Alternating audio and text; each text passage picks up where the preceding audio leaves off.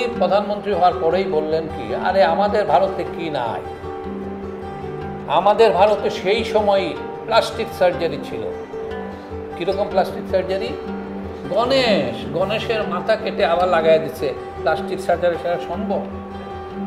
সেখানে আমাদের এরোপ্লেনের টেকনোলজি আজকে কি, সেই যুগে আমাদের পুষ্পক রথ ছিল, ইত্যাদি ইত্যাদি, অল বাকওয়াস।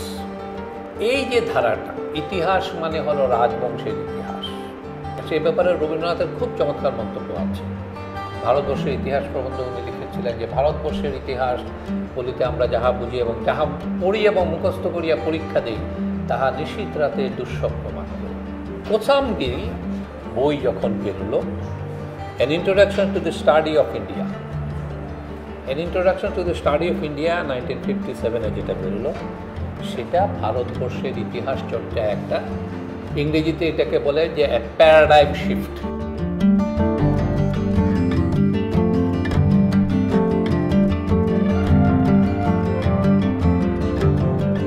আমাদের আজকের বক্তৃতাটি আপনারা দেখতে পাচ্ছেন, দামোদর ধর্মানন্দ কোজাম্বির ভারতবর্ষের ইতিহাস চর্চায় নতুন ধারা।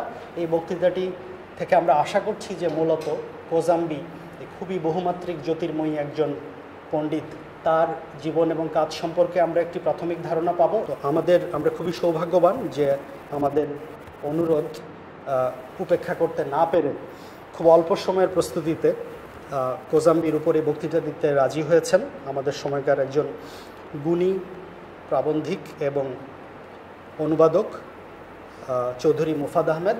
মুসাফির মঞ্চের একটি ছোট্ট রেওয়াজ হলো খুব সংক্ষেপে একজন দ্বিতীয় অতিথি এসে প্রধান বক্তার সম্পর্কে একটা ছোট্ট পরিচিতি দিয়ে যাবে। তো আমাদের এই পরিচিতিটি দিবে আমাদের মধ্যে একজন অন্যতম মুসাফির কাজল ঘোষ, তিনি পেশায় সাংবাদিক এবং লেখক। চৌধুরী মুফাদ আহমদ বাংলা ও ভারতীয় উপমহাদেশের ইতিহাস ও সংস্কৃতির একজন নিমগ্ন পাঠক ও গবেষক। তিনি ঢাকা বিশ্ববিদ্যালয় থেকে ইংরেজি সাহিত্যে এবং পরবর্তীতে ম্যানচেস্টার বিশ্ববিদ্যালয় থেকে উন্নয়ন প্রশাসনে উচ্চশিক্ষা গ্রহণ করেন। শিক্ষকতা নিয়ে শুরু হলেও জনাব চৌধুরীর দীর্ঘ কর্মজীবন মূলত বাংলাদেশ সিভিল সার্ভিসে নিবেদিত হয়েছে। প্রাথমিক এবং কর্মমুখী শিক্ষাসহ বিভিন্ন দিক নিয়ে তার কর্মপ্রয়াস এবং গবেষণা প্রবন্ধ সুধী মহলে ব্যাপক সমাদৃতও হয়েছে। বাংলা সাহিত্য, সংস্কৃতি ও ইতিহাস তার গবেষণা এবং রচনার মূল বিষয়। ঊনবিংশ শতকের বাংলা তার বিশেষ আগ্রহের ক্ষেত্র। 2021 সালে সময় প্রকাশন থেকে প্রকাশিত চৌধুরী মুফাদ আহমেদ রচিত বিদ্যাসাগর কথা পাঠকবর্গের কাছে সমাদৃত হয়েছে। গ্রন্থটি ঈশ্বরচন্দ্র বিদ্যাসাগরের মতো একজন বড় মাপের পণ্ডিত এবং সমাজ সংস্কারককে ছোট ছোট গল্পকথার মাধ্যমে সাধারণ পাঠকের কাছে উপস্থাপিত করার এক ব্যতিক্রমী প্রয়াস। 2022 সালে বাংলা গবেষণা প্রকাশনা থেকে তার রচিত আরেকটি জীবনী গ্রন্থ বদরুদ্দিন ওমরের জীবন ও কাজ প্রকাশিত হয়। নাম থেকেই আমরা বুঝতে পারি তিনি বাংলাদেশের রাজনৈতিক ইতিহাসের এক জীবন্ত কিংবদন্তির জীবনী লিখতে গিয়ে কি এক অসাধ্য সাধন করেছেন। ইতিহাসের পাঠক হিসাবে আমরা অনেকেই একাদশ শতাব্দীতে বরেন্দ্র অঞ্চলে সংঘটিত কৈবর্ত বিদ্রোহের কথা শুনেছি। এই বিদ্রোহের একমাত্র প্রামাণিক দলিল হচ্ছে কবি সন্ধ্যাকর নন্দী রচিত সংস্কৃত পুঁথি রামচরিতম। সন্ধ্যাকর নন্দী বাংলার পাল শাসনামলের একজন বাঙালি কবি, যার জন্ম হয় একাদশ শতকের শেষের দিকে। তার রচিত রামচরিতম পুঁথিটি আবিষ্কার করেন বিখ্যাত ভারতরত্নবিদ এবং বাংলা সাহিত্যের ইতিহাস রচয়িতা পণ্ডিত হরপ্রসাদ শাস্ত্রী। কৈবর্ত বিদ্রোহ নিয়ে রচিত এই অমূল্য পুঁথি রামচরিত সংস্কৃত থেকে ইংরেজি এবং ইংরেজি থেকে অনুবাদ করেছেন চৌধুরী মুফাদ আহমদ। তার এই গুরুত্বপূর্ণ কাজটি প্রকাশ অপেক্ষায় রয়েছে। আজ তরুণ প্রজন্মের সাথে দামোদর ধর্মানন্দ কোসাম্বির মতো একজন বহুমাত্রিক জ্যোতির্ময়ী ব্যক্তিত্বের পরিচয় করিয়ে দেবেন এবং কোসাম্বির কাজের একটি বিশেষ দিক সম্পর্কে আলোকপাত করবেন গুণী প্রাবন্ধিক ও অনুবাদক চৌধুরী মুফাদ আহমদ।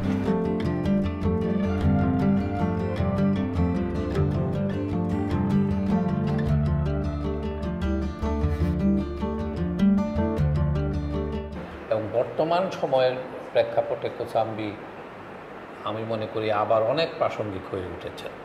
সেটা আমি বলবো কেন প্রাসঙ্গিক হয়েছে। তো আমি আলোচনা শুরু করার আগে প্রথম স্লাইডটা যাই আমরা। এখানে কোসাম্বিকে দেখছেন আপনারা 1907 সালের তার জন্ম হয়েছিল। তো তার নামটা খেয়াল করুন, দামোদর ধর্মানন্দ কোসাম্বী। ধর্মানন্দ দামোদর কোসাম্বী, ওই তিনটা শব্দই এদিক সেদিক করে সাজানো। ইনি হলেন কোসাম্বীর বাবা। এই রকম নাম হওয়ার কারণ হলো পশ্চিম ভারতে নিয়ম ছিল যে পুত্রের যে কোনো জনের যে কোনো পুরুষের নামের পরে তার পিতার নাম থাকবে, তারপরে পদবী। তো ধর্মানন্দ ছিলেন আমাদের কোসাম্বীর বাবা এবং তার পিতামহ ছিলেন দামোদর। তো সুতরাং তার বাবার নাম হলো ধর্মানন্দ দামোদর কোসাম্বী। এখন তাদের আরেকটা নিয়ম ছিল, পিতা মারা যাওয়ার পরে যদি কারো কোনো পুত্র সন্তান হয় তবে সেই পুত্র সন্তানের নাম রাখা সেই পিতার নাম অনুসারে। তো সেই হিসাবে তার যখন আমাদের কোসাম্বীর জন্ম হলো, ধর্মানন্দ তার বাবার নামে ছেলের নাম রাখলেন। তো বাবার নাম হলো দামোদর, ছেলের নাম হয়ে গেল দামোদর। দামোদরের পরে আবার তার বাবার নাম ধর্মানন্দ, সুতরাং হয়ে গেল দামোদর ধর্মানন্দ কোসাম্বী। অর্থাৎ তিনটা শব্দ বাপ বেটা দুজনের নামের মধ্যে আছে একটু পারমুটেশন কম্বিনেশন করা। একজন হলেন দামোদর ধর্মানন্দ কোসাম্বী আর ধর্মানন্দ দামোদর কোসাম্বী, দুজনেই বিখ্যাত ব্যক্তি ছিলেন। তার বাবা একজন পণ্ডিত লোক ছিলেন ধর্মানন্দ কোসাম্বী। তিনি একজন স্বশিক্ষিত পণ্ডিত ছিলেন বৌদ্ধ ধর্ম, বৌদ্ধ শাস্ত্রের উপর, এবং এমনই লেভেলের যে তাকে হার্ভার্ডেও, তার বাবাকে হার্ভার্ডে একটা পালি গ্রন্থ সম্পাদনা করার জন্য তাকে হার্ভার্ডে ভিজিটিং প্রফেসর হিসাবে ইনভাইট করা হয়েছে। তো ওই সুবাদে কোসাম্বী সেখানে হার্ভার্ডে পড়ালেখার সুযোগ পান প্রথম, মানে স্কুল থেকে। পরে হার্ভার্ড থেকে উনি ম্যাথমেটিক্সে উইথ ডিস্টিংশন উনি গ্র্যাজুয়েশন করেন। একই সাথে ওই সময় অনেকগুলি ইউরোপিয়ান ভাষায় খুবই দক্ষতা তিনি অর্জন করেন। আমি এটা এখানে অনেক কিছু বলার আছে, আমি সংক্ষেপে যাচ্ছি। তারপরে উনি দেশে ফিরে আসেন।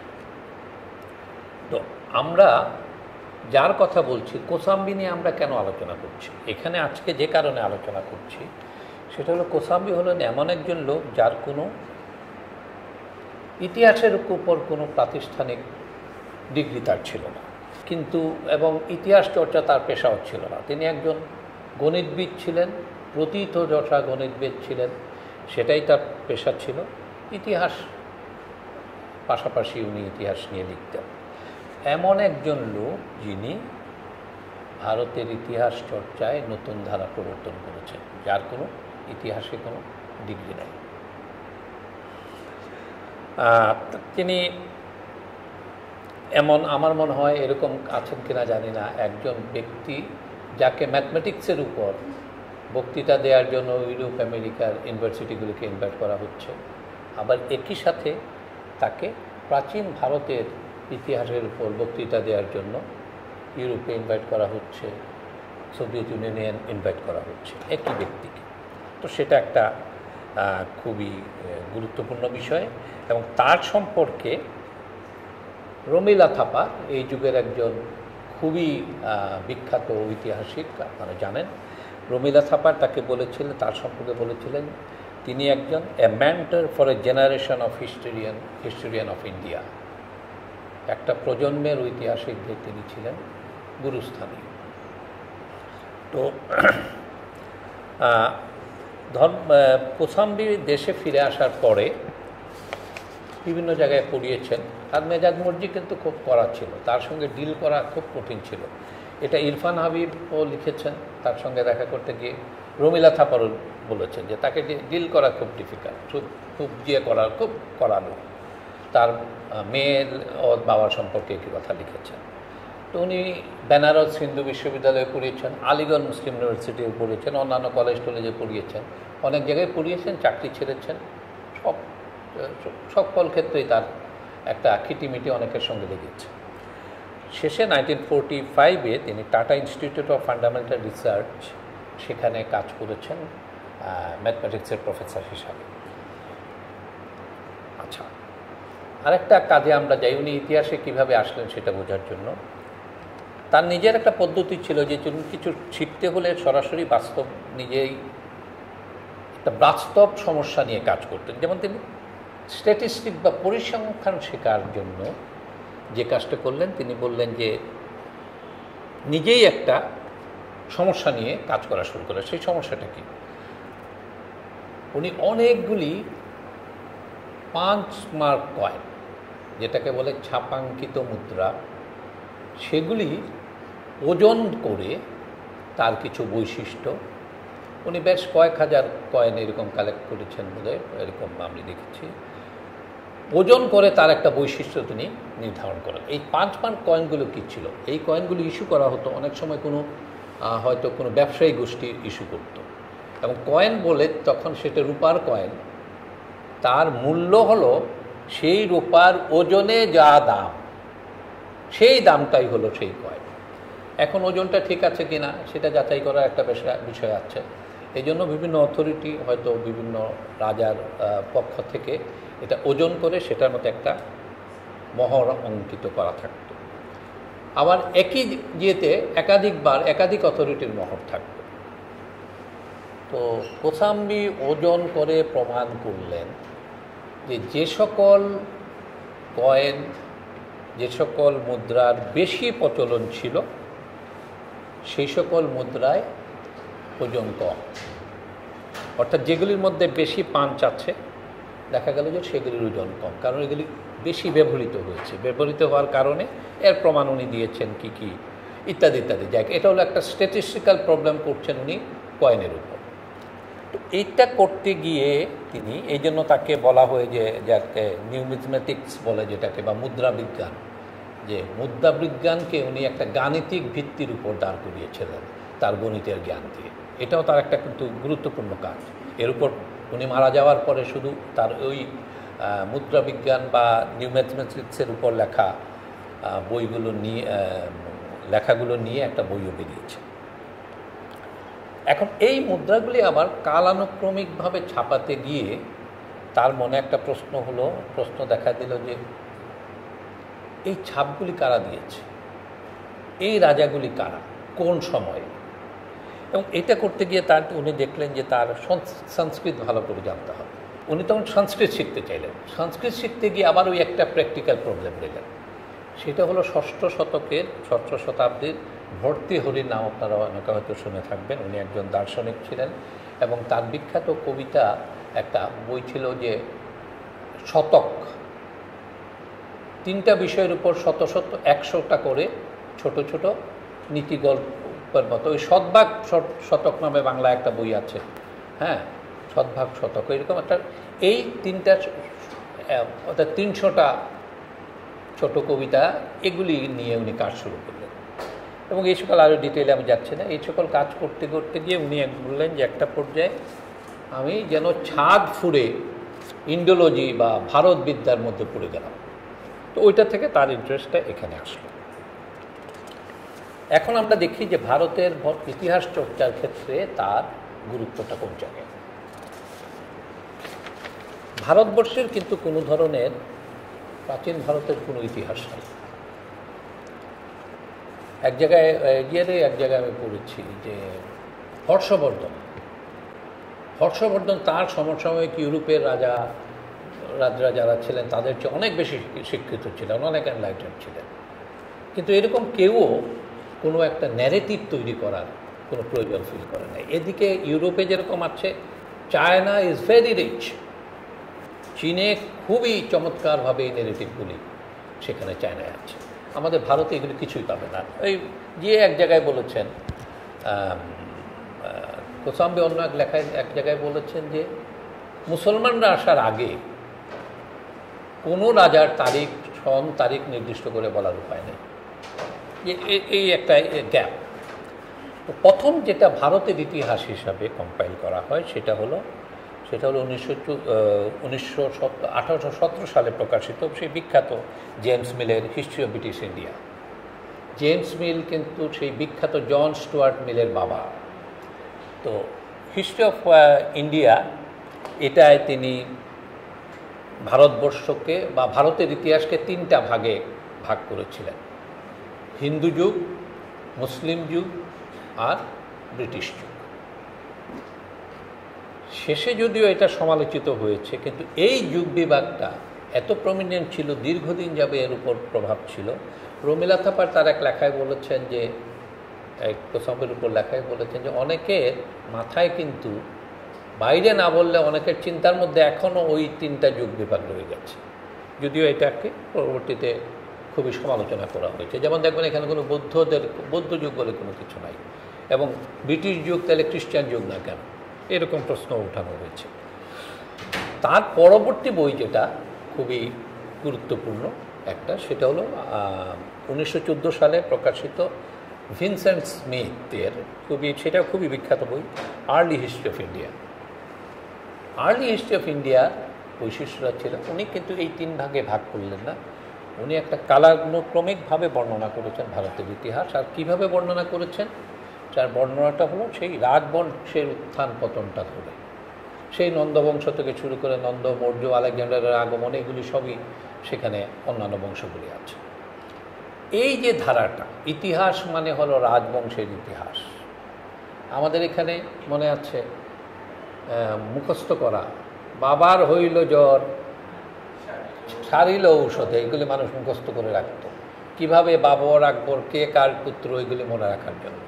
অর্থাৎ রাজবংশের ইতিহাসটাও সব ইতিহাস। এই ব্যাপারে রবীন্দ্রনাথের খুব চমৎকার মন্তব্য আছে।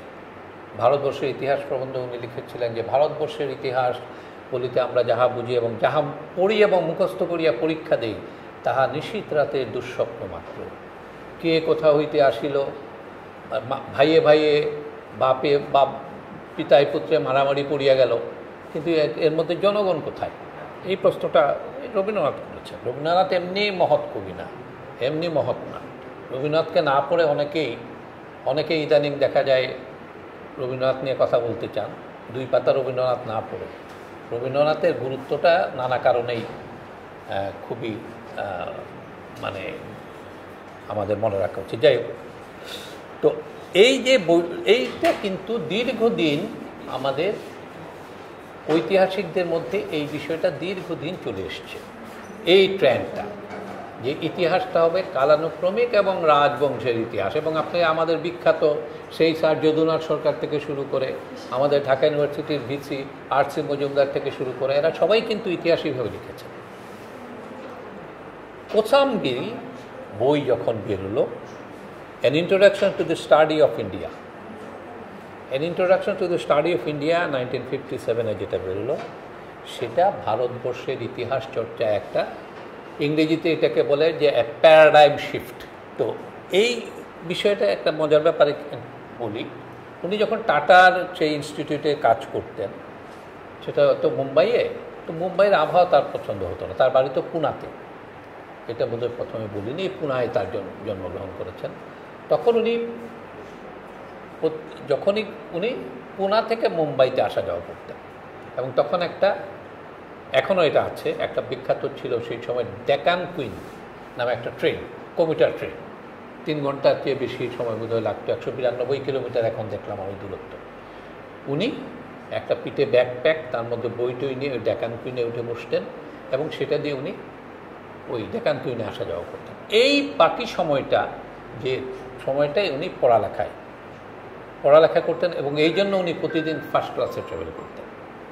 তাহলে এক আমেরিকান বন্ধু এই জন্য খোঁচা দিয়ে বলেছেন যে ভারতের একজন মার্ক্সবাদী উনি ফার্স্ট ক্লাসে ট্রাভেল করেন, আর আমি একজন আমেরিকান ক্যাপিটালিস্ট, আমি ট্রাভেল করি সেকেন্ড ক্লাস। তো উনি কী কারণে করতেন? কারণ তার সময়টা উনি কাজে লাগাতেন। রমিলা থাপার তার একটা ইন্টারভিউ, যখন পিএইচডি করছেন তখন তার সঙ্গে দেখা করতে চাইলেন, তখন উনি বললেন যে দেখা করতে চাও, তাহলে একটা উপায় হলো যে আমার সঙ্গে ওই ট্রাভেল করার সময়, ডেকান কুইনে ট্রাভেল করার সময়, ওই সময় আমার সঙ্গে চলো, ওই সময় কথা বলা যাবে।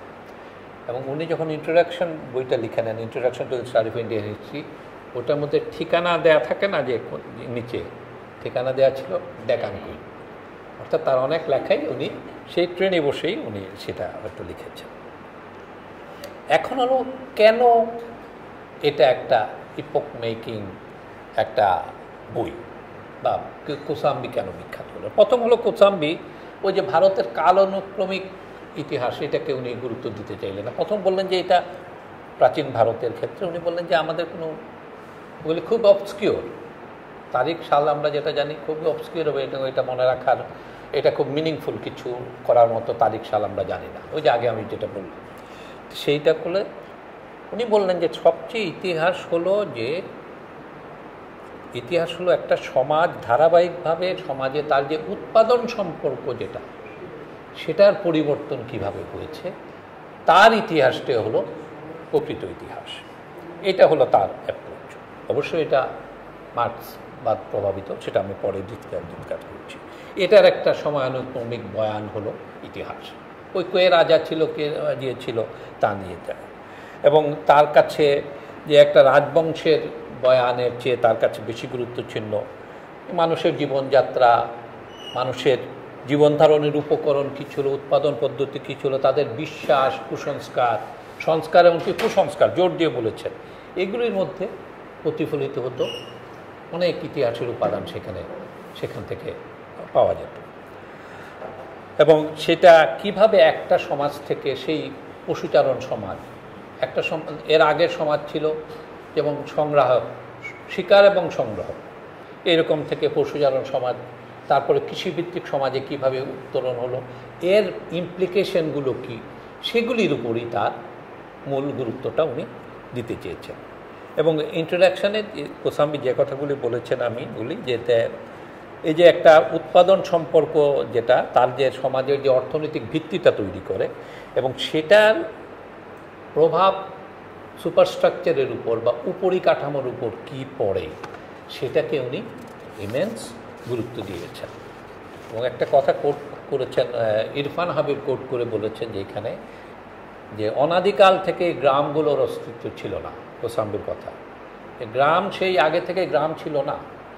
সে গ্রামগুলি কি হয়েছে, ট্রাইবাল ভারতে লাঙ্গল ব্যবহারকারী কৃষিভিত্তিক গ্রাম অর্থনীতির প্রচলন স্বয়ং একটি বিশাল ঐতিহাসিক অর্জন। উনি বলতেন যে লাঙ্গল ভিত্তিক কৃষি, এটাকে উনি খুবই গুরুত্ব দিয়েছেন, যে লাঙ্গল ভিত্তিক কৃষি। আপনি দেখেন লাঙ্গল, এখন আমাদের যে ইয়েরা আছেন হিল ট্র্যাক্টে, যারা আদিবাসীরা আছেন হিল ট্র্যাক্টে নৃগোষ্ঠী, তার তো লাঙ্গল ভিত্তিক কৃষি তাদের নাই। অনেক ট্রাইবাল যারা আছেন তাদের মধ্যে কিন্তু সেই লাঙ্গল ভিত্তিক কৃষির এখনও প্রচলন নাই। তো উনি এটাকে বলেছেন যে লাঙ্গল ভিত্তিক কৃষি এমনি হয় না। লাঙ্গল ভিত্তিক কৃষির গুরুত্বটা বলতে গিয়ে উনি বলেছেন যে কখন কী পর্যায়ে লাঙ্গল ভিত্তিক কৃষির প্রচলন হয়। এর জন্য তার মতে একসময় কে রাজা ছিলেন কিনা এই প্রশ্ন গুরুত্বপূর্ণ না। গুরুত্বপূর্ণ ছিল যেমন বলেছেন যে তখন লাঙ্গলের ব্যবহার ছিল কিনা, লাঙ্গল ভারী ছিল না হালকা ছিল, সেগুলি তার কাছে বেশি গুরুত্বপূর্ণ। ট্রাইবাল সমাজ ভেঙে কিভাবে সেটা একটা বর্ণভিত্তিক সমাজের মধ্যে গৃহীত হলো। এবং আপনারা অনেকেই এটা বলেছেন যে বিভিন্ন ট্রাইব যারা ছিল তাদেরকে যখন ইনক্লুশন হয়, এরাই কিন্তু একটা বিশাল শূদ্র সমাজ গড়ে তুলেছে। এরা এবং যুদ্ধবন্দীরা এরাই কিন্তু শূদ্র সমাজটা তৈরি করেছে। তারপরে বলছেন যে মানুষ যে ধাতুর অস্ত্রশস্ত্র ব্যবহার করে, সেই ধাতুগুলো আসতো কোত্থেকে, সেই প্রশ্ন কোথায়, সেগুলো আমাদের জানতে হবে। ইউরোপের মতো আমাদের দেশে কেন সেই দাসপ্রথা ছিল না বিভিন্ন সময়, ওই প্যাটার্নের দাসপ্রথা ছিল না, কী কারণে, সেইগুলি সেই প্রশ্নগুলি।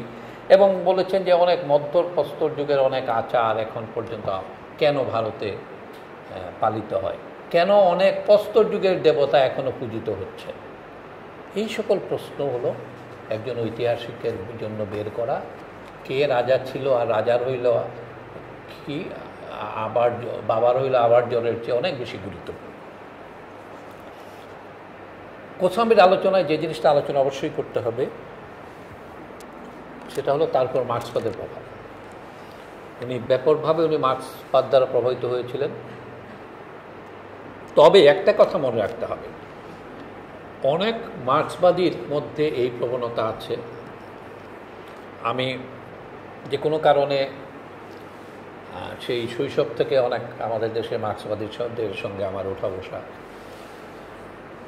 তো অনেকের মধ্যে, শুধু ভারতের সকল জায়গার মধ্যে মার্ক্সবাদের একটা প্রবণতা আছে যে এই হলো মার্ক্স এই বলেছেন, মার্ক্স এঙ্গেলস এই বলেছেন, আমার ইতিহাসে এই জিনিসটাকে খাপ খাওয়াতে হবে।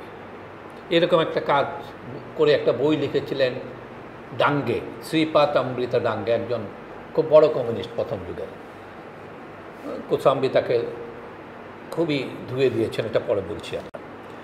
কোসাম্বি কিন্তু সেই জিনিসটা করেন নাই। যেমন মার্কসের ব্যাপারে মার্কসের অনেক সিদ্ধান্তের সঙ্গে উনি দ্বিমত করেছেন। আপনাদের অনেকের হয়তো জানা আছে যে মার্কসের সেই বিখ্যাত এশিয়াটিক মোড অফ প্রোডাকশনের কথা, যেটা মার্কস এটা এলাবোরেট করেছেন। এবং মার্কস এই এশিয়াটিক মোড অফ প্রোডাকশন বলতে বলতেন যে এই এশিয়া এলাকায় সমাজগুলো ছিল স্থবির, তার কিন্তু স্বয়ংসম্পূর্ণ, তার বাইরের সঙ্গে কোনো লেনদেন করার দরকার ছিল না, সে নিজের মতোই চলতে পারত, বা বাইরের বাণিজ্য ছিল না, এবং স্টেট এগুলো রাষ্ট্র নিয়ন্ত্রিত, এরকম একটা কনসেপ্ট। তো এবং তারা মনে করতেন, মার্কস এবং এঙ্গেলস দুজনই মনে করতেন যে ঔপনিবেশিক অর্থাৎ ভারতে ব্রিটিশ শাসন শুরু হওয়ার পরে এই সমাজ ব্যবস্থাটা ভেঙে পড়ে।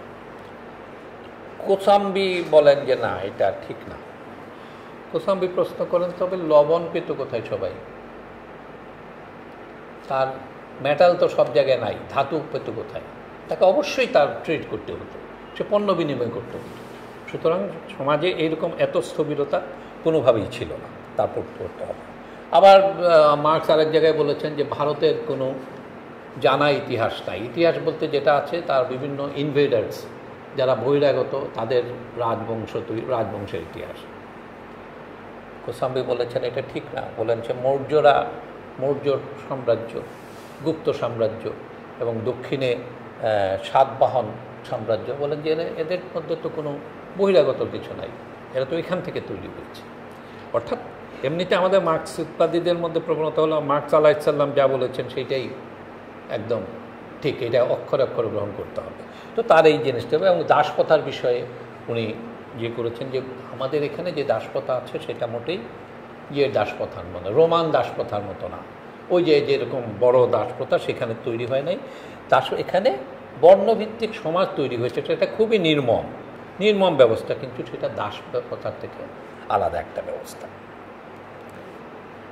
কিন্তু কোনো কোনো ক্ষেত্রে এই যে মার্কসের সিদ্ধান্তের সমালোচনা করলেও পদ্ধতিটা উনি সম্পূর্ণভাবে নিয়েছেন মার্কসের থেকে, এবং এইটা বলেছেন যে ইতিহাস এটা হলো বিশ্লেষণের জন্য মার্কসবাদী অ্যাপ্রোচটাই খুবই গুরুত্বপূর্ণ। এবং আমি ব্যক্তিগতভাবে মনে করি যে মার্কসের একটা বিশাল কন্ট্রিবিউশন হলো মার্কসবাদের, মার্কস এঙ্গেলসের এদের সেই বিশ্লেষণের চোখটা দেয়া, আমাদের ইতিহাস দেখার, ইতিহাস বোঝার যে দৃষ্টিভঙ্গি, এইটা হলো একটা বিশাল।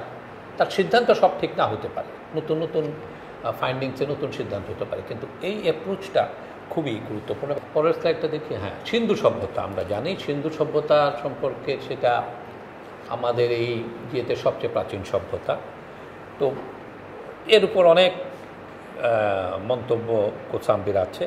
কোসাম্বি একটা কথা বলতেন যে সিন্ধু সভ্যতার লোকজন লোহার ব্যবহার জানতো না এবং তাদের লাঙ্গলের ব্যবহার ছিল না। একটু পরেরটা, তো এইটা হলো লাঙ্গল কৃষি।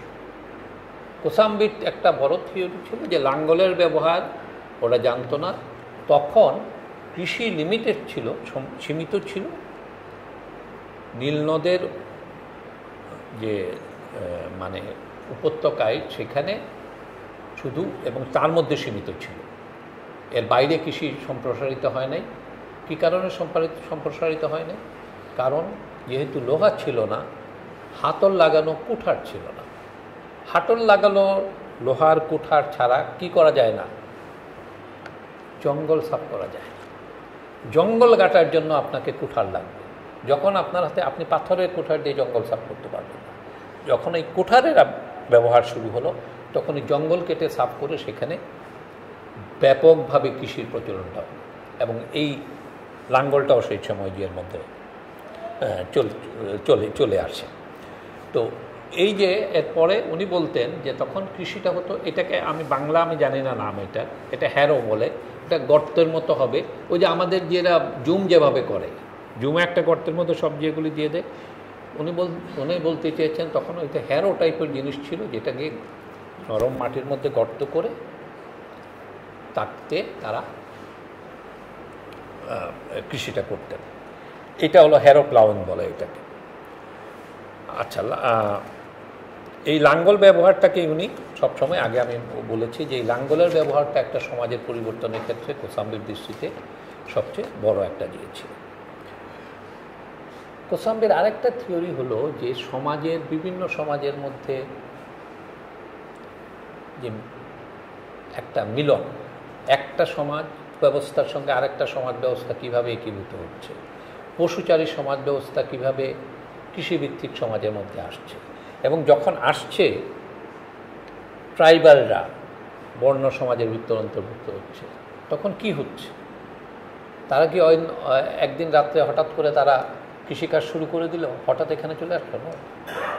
এটা একটা প্রক্রিয়ার মাধ্যমে হয়েছে। এবং তারা যখন আসছে তখন তারা তাদের বিশ্বাস, আচার আচরণ, তাদের দেবদেবীদের নিয়ে এসেছে। এই জন্য কথাইগুলো আপনি দেখুন, অনেক দেবদেবী, অনার্য দেবদেবী আজকে আর্য সমাজের ভিতর অঙ্গীভূত হয়েছে। অনেক অনার্য দেবদেবী, আর অনেক বিখ্যাত আমাদের মহাদেব কোনো আর্যদেব না, আর অনার্য থেকে এসছে। কালী তো ট্রাইবাল গডেস, এবং সেখানে এবং শিব ঠাকুরের অনেক বড় কাজ হলো কি, আপনি যখন অ্যাকসেপ্ট করে নিলেন, একটা ভারতীয় সভ্যতার একটা বড় শক্তি হলো অ্যাবজর্ব করার শক্তি। রবীন্দ্রনাথের ভারত তীর্থ কবিতায় রবীন্দ্রনাথ বলেছেন যে এখানে ভারতে কি হয়েছে, সখুন্দল পাঠান মোগল এক দেহে হল নীল। যারাই এসছে এরা অ্যাবজর্ব করে নিয়েছে, গ্রহণ করে নিয়েছে। বৌদ্ধ ধর্ম সম্পূর্ণভাবে একটা বেদ বিরোধী ধর্ম, সেই বৌদ্ধকে কী করেছে হিন্দু ধর্ম, তাকে বিষ্ণুর অবতার বানিয়ে দিয়েছে, বৌদ্ধ অবতার। সো এই যে ফ্লেক্সিবিলিটি, এটা কিন্তু খুব ইম্পর্ট্যান্ট। এই কারণে অনেক দেবদেবী সেখানে পূজিত হন, যাদের হিন্দু শাস্ত্রে এদের কিন্তু কোনো নামগন্ধ আপনি পাবেন না। অনেক আচার আচরণ আছে যেগুলি, ওই যে কালীর কথা বললাম, এবং হওয়ার পরে কিন্তু এরা আবার ওই শিবের সঙ্গিনী হিসাবে দেখানো হচ্ছে। আপনি মনে করবেন না যে শিবের আজকে কাজলের মনে করার কারণ নাই যে আমি আর তুমি শিবের যে সকল সঙ্গিনীর নাম জানি এই শেষ। অন্য এলাকায় যাও, তাদের দেবী সেও কিন্তু শিবের বউ। অর্থাৎ এক একজন দেবী উঠেছেন, যে হয়েছেন কম্প্রোমাইজ হয়েছে, ঠিক আছে, সাজিয়ে দিয়েছে, পরবর্তীতে তাদের যেতে দেখানো হয়েছে যে তুমি শিবের একজন কনসার্ট, এইভাবে হয়েছে। এ কারণে কোসাম্বির আরেকটা খুব নামকরা ইতিহাসের একটা লেখার নাম হলো যে লিভিং প্রি হিস্ট্রি। ইতিহাস আপনি খুঁজতে কোথায় যাবেন? হাতের কাছে হয় না খবর, কি দেখতে যাও দিল্লি লাহোর। ইতিহাস তো জীবন্ত। প্রি হিস্ট্রি মানে প্রাক ইতিহাস, সেই আগের যুগের ইতিহাস, যে মানে ইতিহাসের আগের যুগ, লিভিং প্রি হিস্ট্রি বা জীবন্ত প্রাক ইতিহাস আমরা বলতে পারি। উনি বলেছেন যে ভারতের একটা অ্যাডভান্টেজ, একটা সুবিধা হলো ভারতে অনেক প্রাচীন জিনিস, প্রাচীন আচার আচরণ, এগুলি এখন পর্যন্ত টিকে আছে, এবং এগুলি রিকনস্ট্রাক্ট করে সেই প্রাগৈতিহাসিক সময়ের প্রাক ইতিহাস সম্পর্কে অনেক ধারণা পাওয়া যায়। এবং এটা টিকে থাকার দীর্ঘদিন, যেমন ট্রাইবাল সোসাইটি, এগুলি টিকে থাকার কারণ সম্পর্কে উনি বলেছেন যে আমাদের ভারতে খাদ্যপ্রাপ্তিটা খুব সহজ ছিল। বনে জঙ্গলে প্রচুর খাবার, এবং ওই যে সংগ্রহ করে শিকার করে দীর্ঘদিন তারা, এখন পর্যন্ত ভারতের বিভিন্ন জায়গায় যারা আছে তারা কিন্তু এই কৃষিভিত্তিক সমাজে আসে নাই, তারা সেই ট্রাইবাল জীবনযাপন করছে, যেভাবে করে যাচ্ছে। তো যে আমাদের এই যে যারা আছে মুন্ডা টুন্ডা, এদেরকে তো ওই আমরা মেরে ধরে যে করে শেষ না করলে, তারা তো সেদিন পর্যন্ত সেই বিরসা মুন্ডার উলগুলান তো আর এমনি হয় নাই, তাই তো? এই সকল কনফ্লিক্টের কারণে তো হয়েছে। তো কী কারণে? খুব সহজেই তাদের কথা হলো যে তারা টিকে খাদ্যপ্রাপ্তি একটা কারণ। এমনকি তার একটা কমেন্ট হলো, এই খাদ্যপ্রাপ্তির ক্ষেত্রে এমনও হয়তো ছিল যে অনেকের কোনো শিকার করতে হতো না, কোনো প্রাণী বধ করতে হতো না, কারণ ফল মূল শস্য এত বেশি ছিল যে তাকে প্রাণী বধ করতে হবে না। এবং কোসাম্বি এক জায়গায় মন্তব্য করেছেন যে আমাদের ভারতে যে বৌদ্ধ জৈন এরা যে প্রচণ্ড রকম তীব্রভাবে নিরামিষাশী, এইটা হয়তো তার সেই পুরনো ট্রাইবাল কোনো মেমোরি তাইবার কোনো কথার একটা ধারাবাহিকতা হয়তো। ভারতে যে অনেক জায়গায় অনেক যে নিরামিষাশী, উনি বলছেন যে ভারতে প্রচুর খাবার ছিল, আমার অন্য কাউকে প্রাণী মেরে খাওয়ার দরকার ছিল না। এটাই হয়তো ধারাবাহিকভাবে এখানে এখন পর্যন্ত ইয়ে হচ্ছে। প্রি হিস্ট্রি, এখন এটা বলছে যে প্রি হিস্ট্রি। আপনারা এটা দেখেন, এটা হলো আমরা সবাই চিনি এটাকে শিল নোড়া, এখন সবার ঘরেই আছে, শিল পাটা সবার ঘরে আছে না? এটা কিন্তু আমাদের সেই হরপ্পা মহেঞ্জোদারোর সময় থেকে চলে আসছে, সেই মেসোপটেমিয়াম সভ্যতা বলেন, মিশরীয় সভ্যতা বলেন। এখন আমি একটা গুরুত্বপূর্ণ জায়গায় দেখাতে চাই, এই ছবিগুলোর মধ্যে কোনো পার্থক্য আছে কিনা দেখেন। আপনি দেখেন এখানে হাতটা কীভাবে রাখা হয়েছে, এটা এইভাবে করা হয়। এটা আমাদের দেশে আমরা তাই করি। এই হলো আরেকটা, এটা হলো এই সাইডে ধরা। এই যে সূক্ষ্ম বিষয়গুলি ঘটে, এইগুলির পেছনেও ইতিহাস আছে। কোসাম্বি বলেছেন যে ভারতের উত্তর ভারত থেকে যেটা আসছে সেটা হলো এইভাবে ধরা, আর দক্ষিণ ভারতের এইভাবে ধরা। কী কারণে, কারা কোন সময় কি ধরনের জিনিস গ্রাইন্ড করতে হতো সেটা নেচার দিয়ে এগুলি, ওটা কোসাম্বি এই ডিফারেন্সগুলি বলেছেন। ওটা এই জন্য বলছি যে আপনি দেখেন লিভিং প্রি হিস্ট্রিতে কত সূক্ষ্ম পার্থক্য থেকে আপনি ইতিহাস সম্পর্কে এখানে ধারণা পেতে পারেন। বৃক্ষ পূজা, আমাদের এখানে বৃক্ষ পূজা আছে, অবশ্যই বৃক্ষ পূজা আছে। এই যে এর জন্য প্রমাণ দিলাম, বৃক্ষ, অনেক বৃক্ষই পূজিত হয়, এর মধ্যে অসত্য একটা বৃক্ষ হিসাবে সেই বোধি বৃক্ষ বুদ্ধের, এ থেকে শুরু করে অসত্য একটা হিন্দু ধর্মে একটা হিসাবে পূজিত হয়। কিন্তু অনেকেই বলেছেন, কৃষ্ণ বলেছেন যে আমি বৃক্ষের মধ্যে সেরা, আমি অসত্য বৃক্ষ, ইত্যাদি ইত্যাদি। তো এই যে বৃক্ষ পূজা, এই সকল জিনিস, এটা dates back to very old time. তো আপনি এখানে দেখবেন ইতিহাস তো এখানে এই জায়গায় আছে। এইটা হলো চড়ক পূজা। চড়ক পূজায় এই যে একে কিন্তু তার একটা বড়শির মতো জিনিস দিয়ে পিঠের মধ্যে গেঁথে সেটা দিয়ে ঘোরানো হয়। আমাদের ভারতের সকল জায়গায় এই চড়ক পূজা হয়, সকল জায়গায়। এটা বসন্তের চৈত্র সংক্রান্তির দিন হয়, তাই না? চৈত্র সংক্রান্তির দিন হয় আমাদের এখানে, অন্য অনেক জায়গায় হয়। উনি বলেছেন যে এই চড়ক পূজার কথা কিন্তু কোনো হিন্দু ধর্মশাস্ত্রের মধ্যে নাই, এটা শাস্ত্রীয় কোনো ব্যাপার না, এটা বৈদিক কোনো বিষয় না। এটা হলো কোসাম্বির কথা হলো যে এই চড়ক পূজা, এবং উনি ইন্টারভিউ করেছেন সেই মহারাষ্ট্র বিভিন্ন এলাকায়।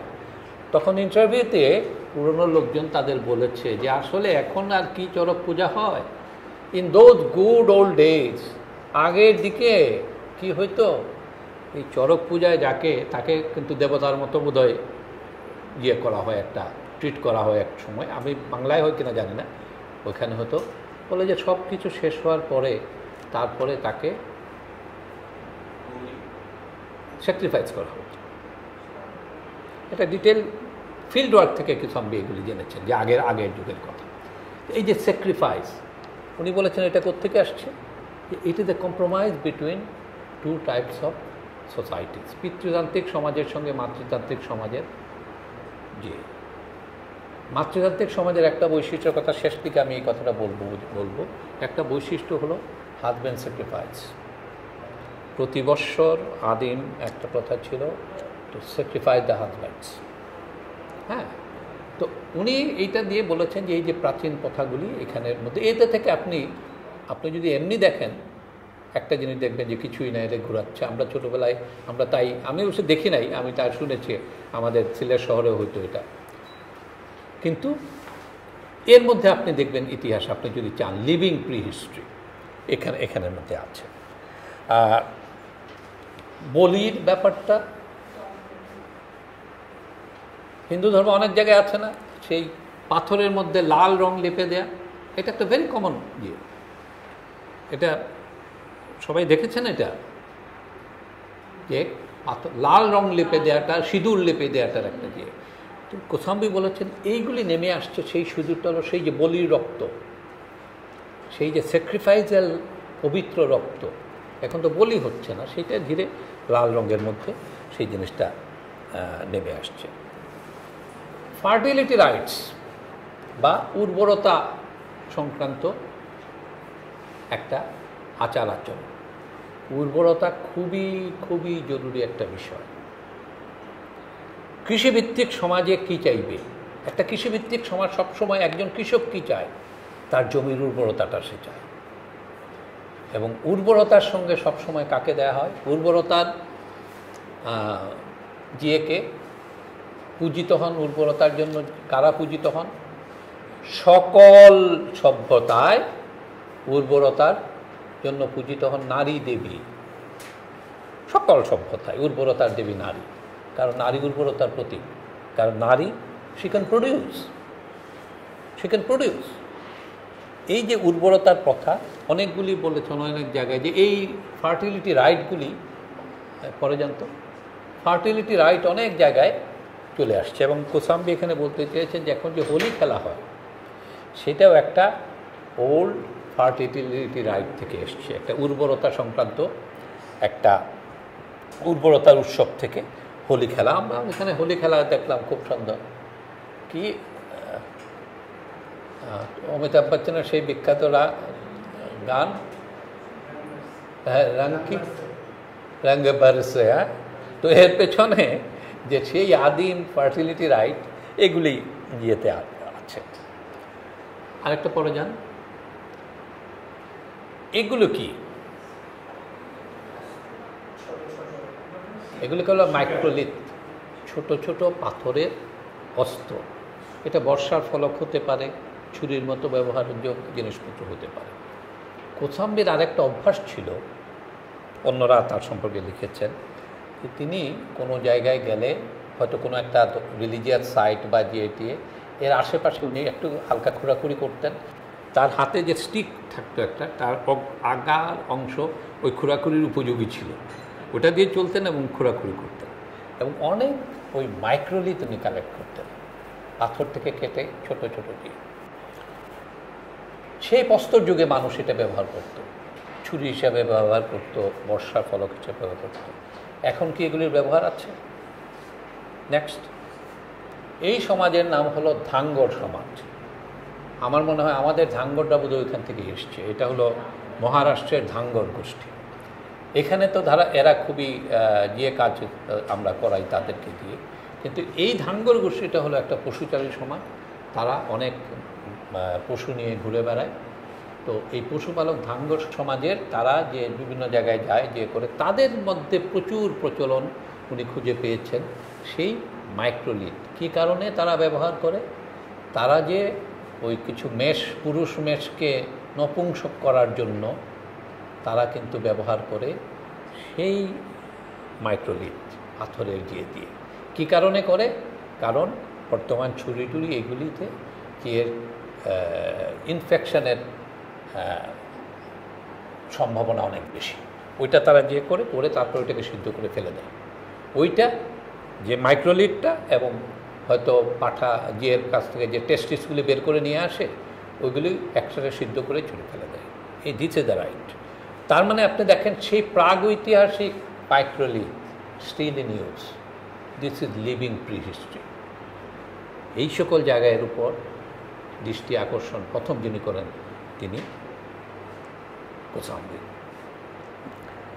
মাতৃতান্ত্রিক সমাজ ইত্যাদির কথা আমি বলেছি, যে এর মিলনের কথা বলেছি। একটা উদাহরণ দিই, পরেরটায় যাই। যেমন আপনি দেখেন যে কিভাবে পরিবর্তন হয়। এই যে এটা বাম দিকে, এটা একটা সিল, এটা মহেঞ্জোদারোতে প্রাপ্ত একটা সিল। মহেঞ্জোদারোতে প্রাপ্ত সিল, এখানে ওই থেকেই লেখা আছে এই যে প্রোটোসিবা। প্রোটো শব্দের অর্থ কারো কারো না জানা থাকলে বলি যে প্রোটো হলো কি বলবার আদি, অর্থাৎ একটা জিনিসের ঠিক রূপটা পাওয়ার আগের পর্যায়ে, এটাকে বলা হচ্ছে প্রোটোসিবা, অর্থাৎ শিবের পূর্ববর্তী রূপ। এও বলেছেন, কোসাম্বিও বলেছেন, শিব সম্ভবত পরিবর্তিত হয়ে এই যে দেবতা, তারই হয়তো একটা পরিবর্তিত রূপ হয়ে শিবের আকার গ্রহণ করেছে। আমাদের দুর্গার আর এক নাম কি? মহিষমূর্তি। মহিষমর্দিনী আপনি এখানে দেখেন, এর যে মহিষের সিংহের যেটা, এখানে উনি বলেছেন যে এটা হলো পুরুষতান্ত্রিক সমাজের সঙ্গে নারী সমাজের মধ্যে একটা দিয়ে, এবং কৃষিভিত্তিক সমাজ নারী প্রাধান্য যেহেতু থাকে, এবং এই যে দুর্গার যে মর্দিনী রূপ মহিষাসুর, এটা আসলে হলো পুরুষতন্ত্রের সঙ্গে নারীতন্ত্রের একটা সংঘা এবং নারী যে এর একটা বিজয়। এরপরেরটা যান, শ্রীকৃষ্ণ। এখানে যাদের মহাভারত পড়া আছে তারা সবাই জানেন যে মহাভারতের শ্রীকৃষ্ণ হলেন মহাভারতের একজন কেন্দ্রীয় চরিত্র। গীতা হলো তিনি অর্জুনকে যে উপদেশ দিচ্ছেন যুদ্ধের সময়, সেটাই হলো গীতা, ঠিক আছে? সেখানে আমাদের প্রিয় রাধিকা কোথায়? এখন কি আমরা কৃষ্ণকে রাধা ছাড়া চিন্তা করতে পারি? রাধার সঙ্গে অবশ্যইভাবে রাধা কৃষ্ণ না হলে কি হয়, রাধা কৃষ্ণের যুগল মিলন। এই মূর্তিটা দেখেন, দ্বাদশ ত্রয়োদশ শতাব্দীর মূর্তি, শ্রীকৃষ্ণের হাতে সেই জিয়া নাই। একটা যোগ মনে পড়লো বলি, একজন, এটাও অনেকে দেখেছেন হয়তো, যে একজন ওয়াইফ তার হাজব্যান্ডকে জিজ্ঞেস করছে যে দেখো এই যে দেবতারা, শিব তার হাতে ত্রিশূল, তারপরে বিষ্ণুর হাতে চক্র, আবার কৃষ্ণের হাতে বাঁশি কেন? তখন হাজব্যান্ড বলছে যে দেখো শিব, ইন্দ্র এরা তাদের স্ত্রীদের নিয়ে আছেন, তাদের পাশে তাদের স্ত্রী আছেন, এই জন্য তাদের আত্মরক্ষার্থে অস্ত্র সাথে থাকতে হয়। আর কৃষ্ণ আছেন তার গার্লফ্রেন্ডকে নিয়ে, এই জন্য তার হাতে বাঁশি। তো আমাদের কৃষ্ণের তখন পর্যন্ত সেই গার্লফ্রেন্ড উনি পান নাই, অনেক স্ত্রী পেয়েছেন কিন্তু গার্লফ্রেন্ড পান নাই, এই ছবিতে গিয়ে নাই।